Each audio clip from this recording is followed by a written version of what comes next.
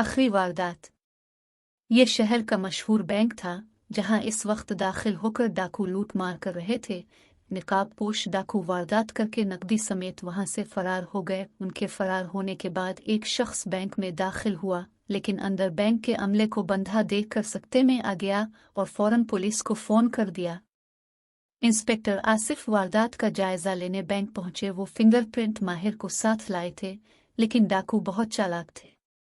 उन्होंने अपने खिलाफ कोई सबूत नहीं छोड़ा था। इंस्पेक्टर आसिफ ने सोचा बैंक से लूटी हुई रकम कोई मामूली रकम नहीं थी। उन्होंने पूरे इलाके के घरों की तलाशी लेने के लिए बहुत भारी नफरी ली और पूरे इलाके की तलाशी लेने लगे।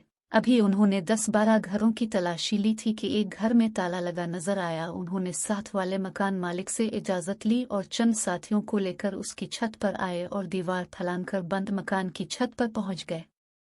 वहां से एक रास्ता नीचे की तरफ जा रहा था। दबे कदमों से सीढ़ियां आतरती चले गए। अभी वो पूरी सीढ़ियां भी नहीं आतर पाए थे कि उन्हें एक कमरे से आवाजें सुनाई दे।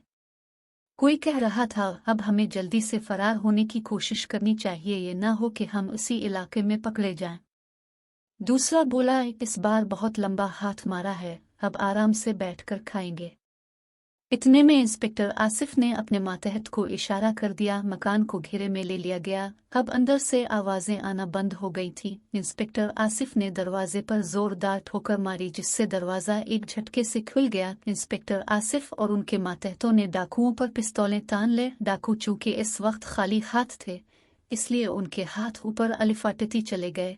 फिर सारे डाकुओं को गिरफ्तार करके हवालात में बंद कर दिया गया और रकम भी बरामद कर ली गई। अगले दिन उनके इस कारनामे का जिक्र अखबारात में था और लोग उनको मुबारकबाद दे रहे थे।